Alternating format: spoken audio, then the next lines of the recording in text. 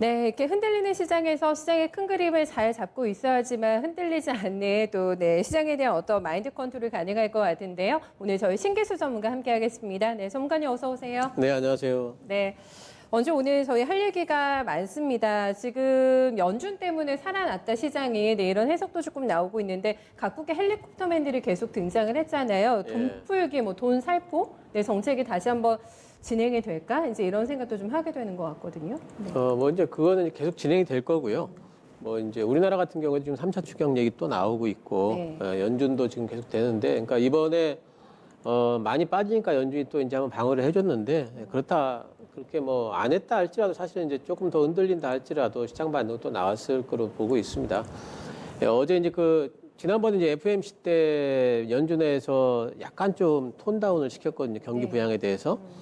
이제 최소한 현 수준을 유지하겠다. 지난번에 모든 걸 다 하겠다 이랬는데 네. 최소한 현 수준을 유지하겠다. 이것도 이제 연준 입장에서는 잘 얘기한 거라고 봤는데 시장은 약간 이제 기대치와 좀 다르다. 시큰둥했죠. 예, 이러면서 좀 이제 변동성을 키웠는데 어제 이제 회사채 매입을 확대를 이제 하는 부분. 그러니까 회사채 매입은 지난번에도 얘기를 했는데 실제로 보니까 회사채 매입 안 하고 있었거든요. 아, 예, 그래요? ETF만 매입하고 있었거든요. 예. 그래서 이제 그 부분에 대해서 명확하게 이제 해준 겁니다. 예, 그것도 이제 회사채 매입을 하는데 이것을 그냥 하는 게 아니고 실제 이제 그 시장 나와가지고 사오겠다 이렇게까지 네. 얘기를 했기 때문에 그 당장에 하겠다라고 그랬거든요. 오늘 아마 이 프로그램이 시작이 되는 것 같아요. 당장이요? 예. 그래서 이제 이런 부분들을 시장에서는 이제 좋게 보고 있는 것 같고요. 시장이 사실 요번에 바랬던 부분은 이제 추가 부양책에 대한 부분을 좀 바랬습니다. 그 중에 제일 중요했던 부분은 이제 YCC니까 일드 커브 컨트롤인데 네. 이 부분에 대한 이걸 도입을 하든지 아니면은 금리를 마이너스 금리까지 떨어뜨리든지 둘 중에 하나는 나와야 된다고 시장이 생각을 하고 있거든요. 환전의 최상의 시나리오였던 거죠. 예. 네. 근데 이제 그거를, 그러니까 마이너스 금리는 일단 파월이 별로 안 좋아하는 것 같아요. 가능성 일축한 거잖아요. 예. 그리고 이제 그게 실제로 유럽이라든가 일본이라든가 보니까 효과가 많이 없는 것 같더라. 아, 이렇게 이제 그 이야기를 하면서 네, 이제 안 하겠다고 했기 때문에 그러면 마이너스 금리에 버금가는 효과를 줄 수 있는 부분이 뭐냐 그러면 결국에는 이제 YCC거든요. 수익률 곡선 관련. 예, 그러니까 이제 금리 올라가려고 하면 자꾸 국채 사가지고 네. 못 올라가게 막아놓는 거죠. 그러니까 이런 부분들을 이제 기대를 하고 있고 시장은 이제 9월 달에 가능성이 있다고 봐요. 왜냐면은 반등이 어느 정도 이제 지금 경기가 반등이 나오고 있는데 네. 반등이 나오고 나서 바로 계속 가지는 않을 거니까 나온 이후에 옆으로 횡보하는 구간에서 거기서 한 번 더 이제 드라이브를 걸기 위해서 연준이 9월 정도에는 좀 가능성이 있다고 보는데 이 부분을 파월이 명확하게 안 했어요, 이번에 이야기를. 그렇게 하면서 시장은 경기는 나쁘다고 그러면서 네. 더 나오는 건 없냐. 네. 이제 이런 거죠. 불만이 좀 있었죠. 예. 네. 이제 그러면 시장이 좀 흔들렸는데 지금 이제 경기 전망에 대해 가지고 IMF하고 OECD하고 경기 전망치 나온 걸 잠깐 좀 그림을 좀 보도록 하겠습니다. 어느 정도일까요? 예, IMF가 회색이고요. 네. 그 빨간 게 OECD인데 두 개가 서로 절대치에서는 조금씩 다르죠. 동그라미가 올해는 많이 내려갔죠. 2020년도에는 훅 꺼졌다가 내년도에 절대치는 다르지만 어쨌든 형태가 V자잖아요. 그래도 OECD가 훨씬 보수적으로 보네요. 예. OECD가 보수적으로 보는데 둘 다 네. 보면은 OECD는 올해 더 많이 빠질 걸로 봤기 때문에 네. 내일이 아니죠. 내년에 전망치가 좀 낮긴 하지만 올라가는 폭은 거의 비슷하죠. 예, 반등폭은 거의 비슷할 걸로 보는데 둘 다 보면은 V자 반등이거든요. 이런 것들을 보면서 월스트리트 저널이라든가 모건 스탠리 같은 경우에도 경기 V자 반등이 가능할 것 같다라는 이제 전망을 내놓고 있어요. 네. 근데 이거는 지금 파월의 전망하고는 상당히 좀 괴리가 있지 않습니까? 그래서 이 파월이 오늘하고 또 이제 목요일하고 아마 이번 주 두 번 연설이 있습니다. 네. 예, 상원에서 연설이 있는데 이 부분에 대한 이제 괴리에 대해서 시장에 또 이제 백악관도 계속해가지고 지금 코들로 같은 경우에는 지금 계속 V자 반등 얘기를 하고 있잖아요. 네. 이 부분에 대해 가지고 파월이 해명을 하든지 아니면은 자기가 나쁘다고 봤다면은 네. 나쁘니까 이런 걸 더 하겠다라고 경기 추가 부양책을 더 내놓든지 하든지. 예, 둘 중에 하나가 좀 있어야 될 것 같아요. 예, 안 그러면은 지금 이제 이 부분은 지금 시장 변동은 분명히 파월이 뭔가 좀 불명확하고 자기 생각하고 전략하고의 어떤 그 괴리가 있거든요. 지금 이런 부분들을 시장은 읽으면서 불확실성으로 받아들이고 있는 부분들이 있습니다. 확실하게 얘기를 해줄까요, 이번에? 그걸 이제 좀 쳐다봐야 되는데 어제 이제 회사채 매입 얘기가 나왔다는 소리는 이제 파월 입장에서 이렇게 눈치를 보니까 시장이 거기에 자기 말에 굉장히 이제 크게 이제 마이너스 반응을 하기 때문에 네, 좀 예. 일단은 좀 방어를 한 부분은 있는 것 같아요. 너무 그래서 시장이 민감하게 예, 예. 만들었어요. 그래서 이제 그 항시 유동성 장세는 그 유동성 부분은 굉장히 민감하게 받아들입니다. 예전에도 이제 양적 완화치기 때 보게 되면은 네. 유동성과 관련된 부분은 예전에 어땠냐면은 경기가 전망치가 좀 오르면은 금리 오를 거라 가지고 오히려 경기 전망치가 잘 나오면은 주가가 빠져버린 적이 있죠. 맞아요. 예, 그래서 그 정도로 유동성이라는 건 굉장히 민감한 사안이기 때문에 예, 이 파월이 이번에 얘기를 좀 잘해줘야 될 텐데 어쨌든 국채 수익률이 다시 올라가는 듯 하다 빠졌어요. 예, 국채 수익률 잠깐 좀 그 그림을 좀 잠깐 좀 보도록 하겠습니다. 수익률, 네, 국채 수익률. 예, 이게 네. 미국의 10년 만기 국채 수익률 지수인데요.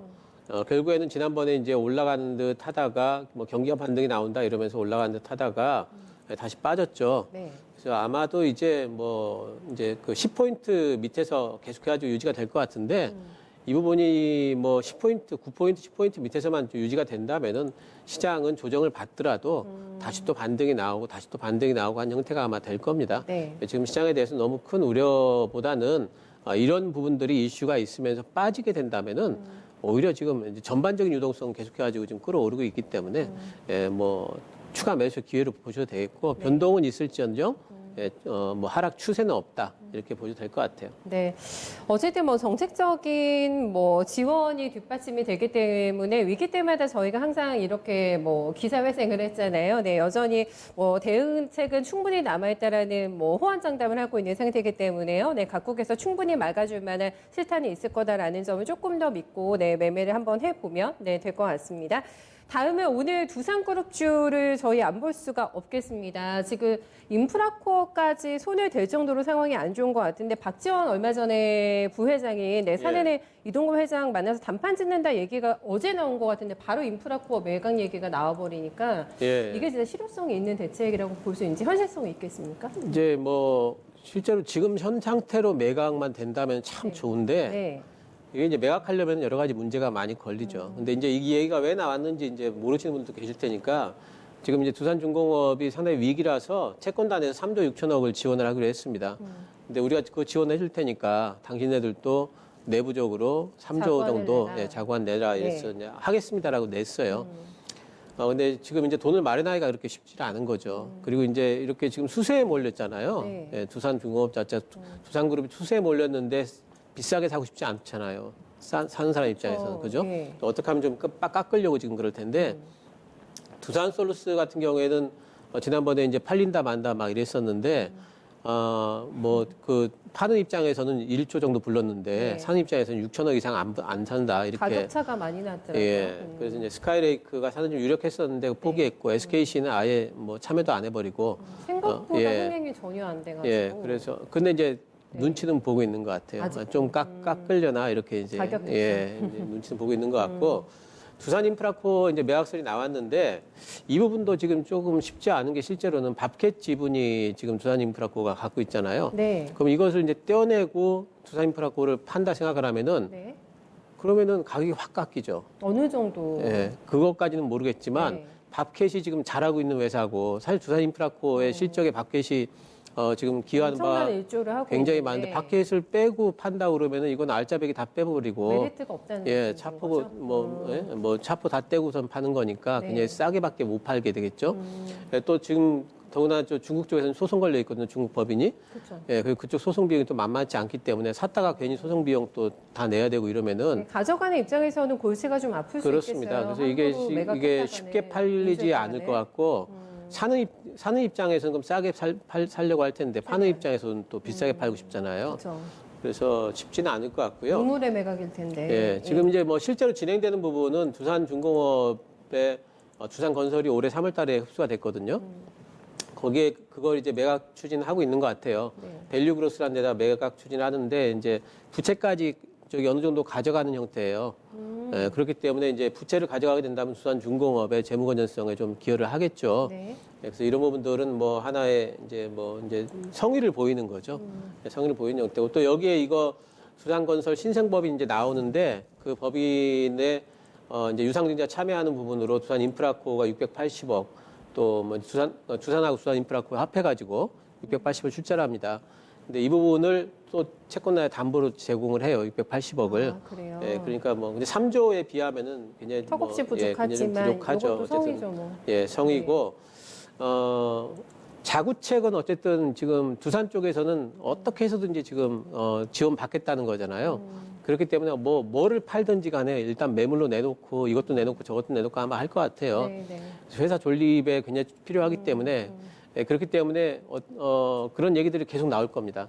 그러면서 두산 인프라코어처럼 이렇게 한 번씩 얘기가 나올 때마다 이렇게 올라갈 텐데 그래서 두산 그룹 전체와 관련된 어떤 이런 이제 시세 변동 계속 있을 걸로 봐야 되겠지만 이렇게 올라갈 때 너무 시세 연속성을 바라면서 쫓아서 올라간다든가 이러면 조금은 좀 불리한 부분들은 좀 있을 것 같아요. 그래서 이거를 대처할 수 있는 팁을 주신다고 한다면은 사실 두산 인프라코어 같은 경우에는 좀 최근에 SOC 관련해서도 주가가 한참 많이 올라왔던 상황이었던 예. 거잖아요. 근데 예. 두산 인프라코어는 지금은 사실 좀 많이 올라왔다고 봐요. 이제 밤에도 그 밸류상으로는 많이 네. 올라왔다고 보고 오히려 지금부터 움직이는 부분은 이 이슈로 움직이는 부분이기 때문에 네, 네. 이슈 체크 잘 하셔야 되고 따라잡기는 저는 지금 상황에서는 별로라고 생각을 그럼 합니다. 두산그룹주 중에 메리트 있게 보시는 종목은 없으십니까? 없으십니까? 두산그룹주 중에 뭐 제일 메리트 있었던 부분은 이제 밥켓이라든가 뭐 이제 밸류상으로 본다면은 네. 예, 그 퓨얼셀 같은 것들이 모멘텀을 잘 타는데 나가가지고. 근데 퓨얼셀은 이제 변동성이 너무 커져서 이제 난이도가 상당히 좀 있을 것 같아요. 네, 예. 알겠습니다. 지금은 그닥 끌리는 종목 없는 걸로 정리할게요. 네. 알겠습니다.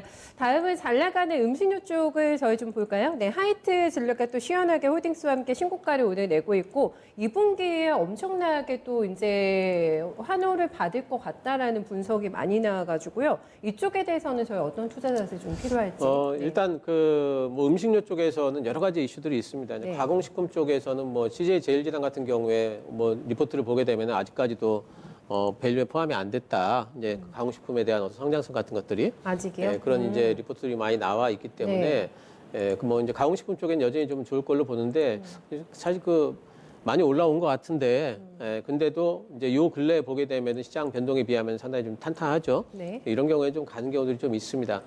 또 코로나19 때문에 건기식들이 지난번에 올랐죠. 뭐 노바렉스라든가 뭐 콜마 B&H 이런 쪽들이 아직까지도 주가 많이 그렇게 흔들리고 있지는 않아요. 꺾였어요, 많이. 예, 이제 예. 상방에서 변동성은 좀 커지고 있지만은 이쪽에 대한 것도 이제 아마 조금 움직일 것 같고 네. 하이트 그룹 같은 경우에는 지난해 이제 뭐 애국 테마로 움직이기 시작해가지고 지금은 이제 테슬라가 워낙 지금은 좋기 때문에 이쪽에는 계속해서 좀 성장 중인 것 같아요. 그리고 특히 이제 일본 맥주가 우리나라에서는 완전히 퇴출을 당해버렸죠. 네. 여름이 다가오죠 또 예, 이런 것들 때문에 이제 주가가 올라가고 있는데 어쨌든 뭐 지금 시세가 한창 좋은데 제 생각에는 지금 이렇게까지 이격이 많이 벌어졌을 때는 예, 따라잡기보다는 조금은 좀 이제 비중 조절을 좀 할 필요가 있습니다.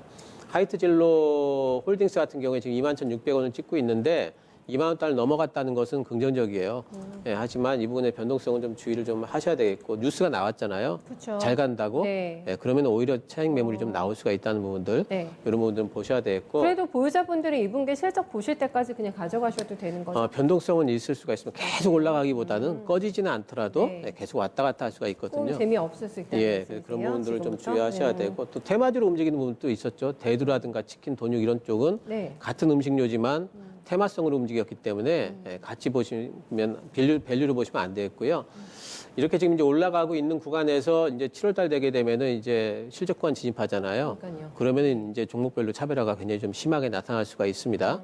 그 테마, 이슈 이런 걸로 올라갔던 종목들 같은 경우에 이제 6월 중순 지나면서 시세가 조금 흔들릴 수 있다는 곡성이 부분들 가려지니까. 주의를 하셔야 될 것 같아요. 네, 철저하게 내 실적에 대한 컨센을 잘 따져보고 접근해 보셔야 될 것 같고요. 큰 그림 저희 바로 그려볼까요? 네. 예.